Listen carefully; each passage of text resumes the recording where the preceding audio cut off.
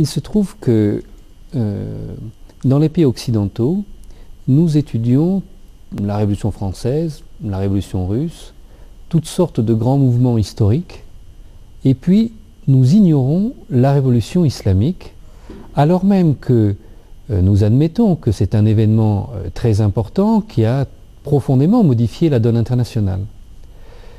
Alors c'est une très grave carence parce que la simple honnêteté intellectuelle voudrait qu'on se penche sur ce phénomène et puis qu'on essaye de comprendre ce qui s'est passé, quels étaient les mouvements en jeu, quels étaient les idéaux de ces révolutionnaires. Bon. Alors, on nous présente une version caricaturale, on nous explique que voilà, l'imam Khomeini devait être une sorte de vieillard clérical obscurantiste qui a chassé ce Shah d'Iran que les Occidentaux aimaient tant, et puis après, ce pays s'est isolé du monde. Enfin, c'est un peu ça qu'on nous présente. Or, cette révolution est d'une nature complètement différente. Et c'est d'ailleurs bien pour ça que l'Occident en a peur.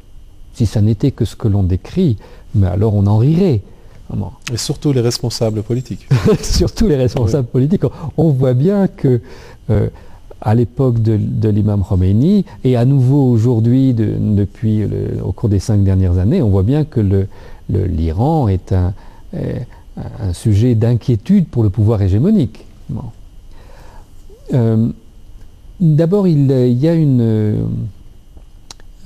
méprise sur le rôle de l'imam Khomeini. Vous savez que les États-Unis, donc, quand ils ont vu que le pouvoir du Shah d'Iran était devenu tellement impopulaire, on disait à l'époque dans toutes les organisations internationales, considéraient que l'Iran était la pire dictature du monde à cette époque-là. Oui. Bon. Et donc, quand il y a eu ce soulèvement, une série de manifestations réprimées dans le sang, etc., bon, les États-Unis se sont rendus compte que ça ne pouvait plus continuer comme ça et qu'il fallait faire une alternance. Un peu comme ce qu'ils essayent de faire en ce moment en Tunisie ou en Égypte, où ils voient que le peuple se soulève, alors ils essayent d'éjecter le dictateur qu'ils avaient mis en place et puis de trouver quelqu'un qui finira par les servir. Et donc ils pensaient que l'imam Khomeini était quelqu'un de manipulable. Ils avaient une analyse complètement fausse parce qu'il y avait eu un problème au sujet des biens fonciers, des terres du clergé, que le Shah d'Iran avait cherché à nationaliser pour provoquer un exode rural et l'industrialisation, etc. Et les États-Unis ont cru que l'imam Khomeini, c'était quelqu'un qui se battait pour les biens du clergé. Ils n'ont pas du tout pris au sérieux ce qu'il disait. Donc, ils l'ont laissé rentrer en Iran en veillant à l'entourer d'ailleurs de tout un tas d'hommes politiques qui étaient déjà très compromis. Bon. Et puis quand il est arrivé ici, il a prononcé un discours absolument incroyable, hein, puisque descendant de son avion, il est allé directement au cimetière pour honorer les gens qui avaient été assassinés par la police du Shah pendant les dernières manifestations.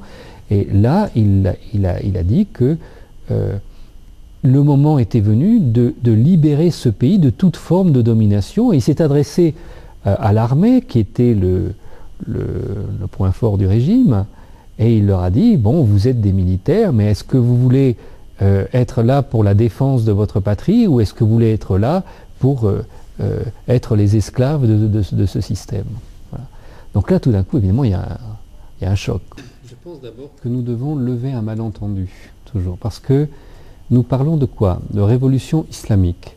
Et cette expression donne lieu vraiment à une incompréhension dans beaucoup de pays.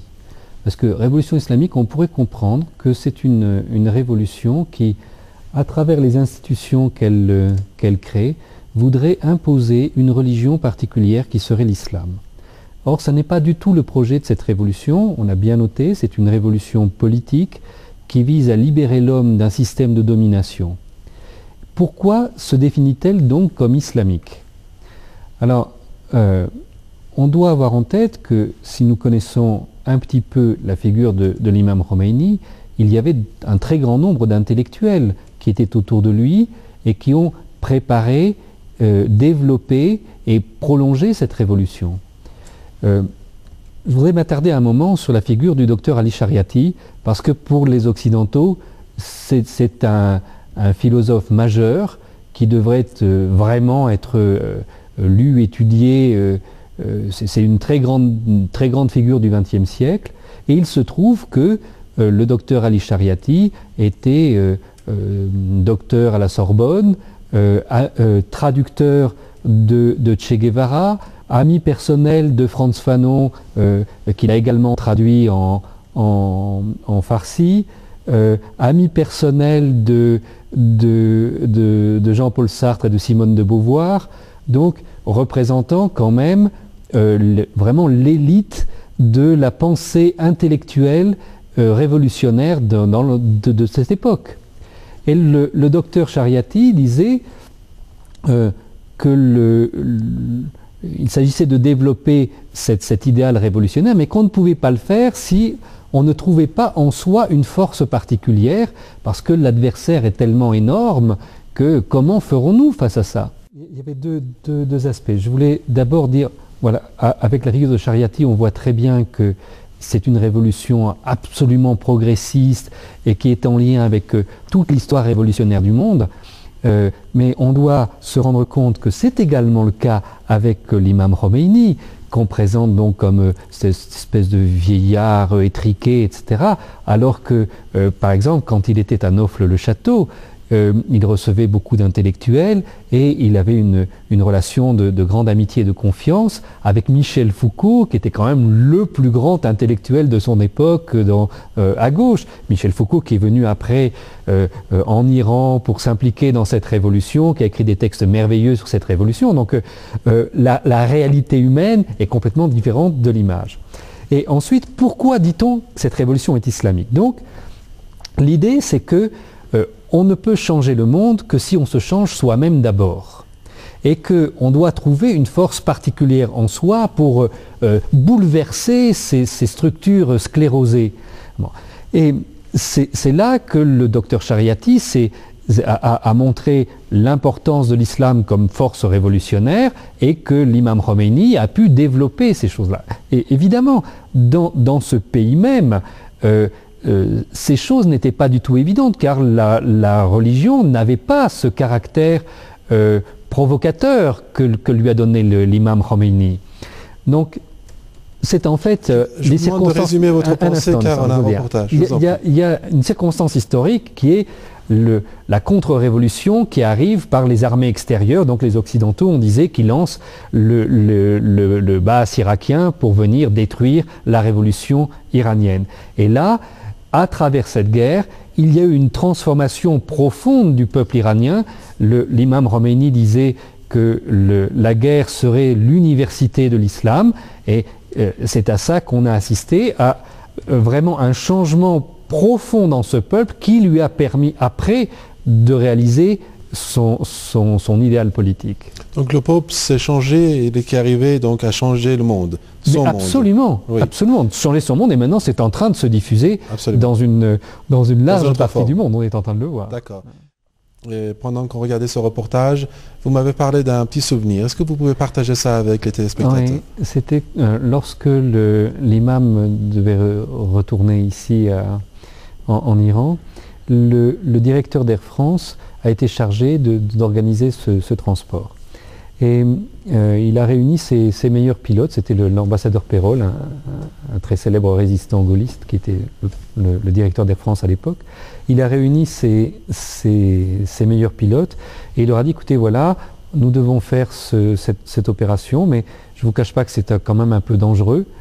Et je sais par ailleurs que vous n'êtes pas nécessairement obligé d'approuver ce que représente l'imam Khomeini et ce retour en Iran. Donc je ne peux pas imposer ça à aucun d'entre vous, mais je souhaiterais vraiment que parmi vous, il y en ait un qui soit volontaire pour faire ça. Et il avait une vingtaine de pilotes devant lui, et là, tous ensemble, ils ont avancé un pas, ils étaient tous volontaires. Voilà.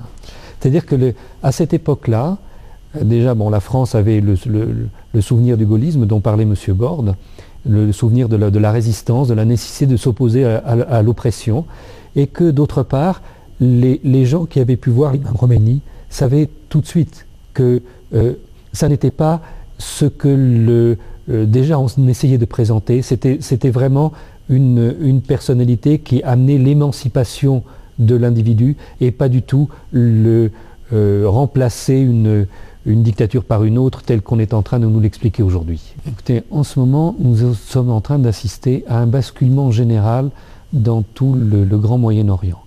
Et l'influence de la révolution islamique est déterminante dans ce basculement. D'abord, il vient d'y avoir, il y a quelques semaines, un renversement complet de majorité au Liban. Et ceci, c'est, avec 5 ans de décalage, la sanction de la guerre de 2006 que Israël avait livrée au Liban et au cours de laquelle le Hezbollah, animé par cet esprit de la révolution islamique, a tenu en échec l'armée la plus sophistiquée du monde. Ensuite, nous voyons que en Palestine, le Hamas, qui pendant longtemps n'avait pas vraiment de succès militaire, et que l'on disait réfractaire à l'influence de la révolution islamique parce qu'il y aurait une opposition fondamentale entre sunnites et chiites, eh bien nous voyons que maintenant le Hamas s'est plongé aussi dans ce mouvement, que ses combattants reprennent cet exemple-là et qu'ils ont tenu en échec l'armée israélienne quand ceux-ci ont essayé de les éradiquer sous un bombardement. Puis maintenant nous voyons ce qui se passe en Tunisie, nous voyons ce qui se passe en Égypte et si vous avez entendu le discours de l'Ayatollah Khamenei ou celui de Hassan Nasrallah il y a 2 jours, on voit que partout ces peuples qui se lèvent sont les yeux fixés sur l'exemple de la révolution islamique.